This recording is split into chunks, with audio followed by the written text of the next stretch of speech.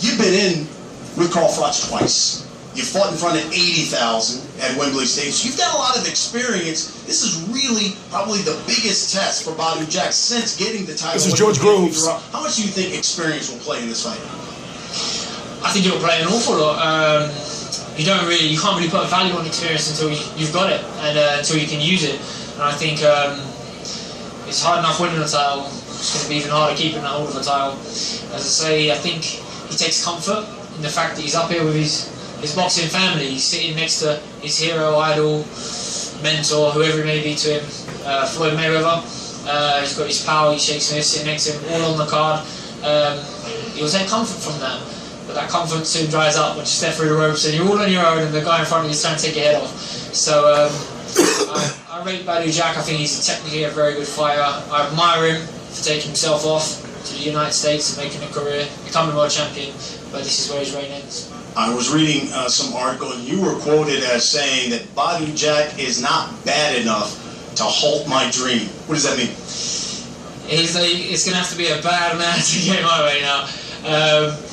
You know, since I was 7 years old, I've been dreaming about becoming world champion. I've had plenty of ups and downs and plenty of experience in boxing, but it's come full circle for me now. Nothing else matters. Just becoming world champion is what I'm fully focused on. We've spent the best part of a year now preparing for this fight, and we've been out in the States now for nearly a month. We've still got another 6-7 weeks to go till the fight. We're fully acclimatized. No stone has been left unturned. We've studied him. I've seen him fight up live. He's a good fighter, but there's nothing there that's going to trouble me come fight night. Hardcore fight fans have certainly seen your work. For the casual fan who will be watching this fight because they know it's going to be Floyd's last fight, they'll get maybe their first chance of seeing George Groves. What kind of fighter are they going to see? What kind of fight will they see September 12th? I think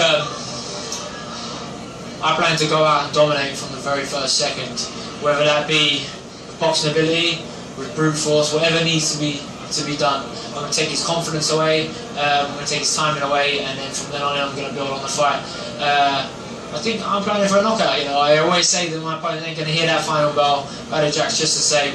I think once I start landing the big shots, he ain't gonna survive. George Groves, appreciate your time. Best of luck to you. Look forward to seeing you September 12th. If you don't know who George Groves is actually very good. George Groves just has some issues when it comes to the second half of fights. We saw it with the James DeGale fight, even though he won.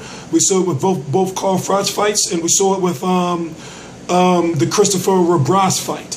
I am T-Street Controversy. This is T-Street Controversy Live of RealCombatMedia.com, and I cover every single major fight live. So in the undercard of Mayweather versus Berto, you're going to have Badou Jack 19-1-1 with 12 KOs, if I'm correct. Only lost to... Okay, he had a draw against Marco Antonio Parabon.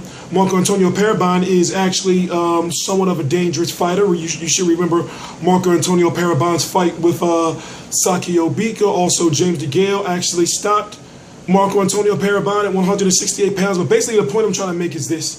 You got Badou Jack, who, in my opinion, is... Even though he's the champion, I'm going to say he's the underdog because I got George Groves beating him.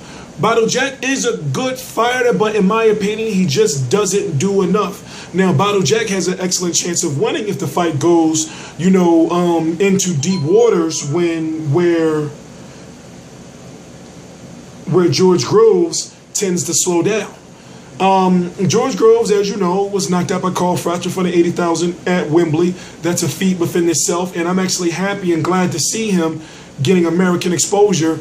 Fighting on a Mayweather undercard. That's actually big for a guy like George Groves if you haven't been following his career.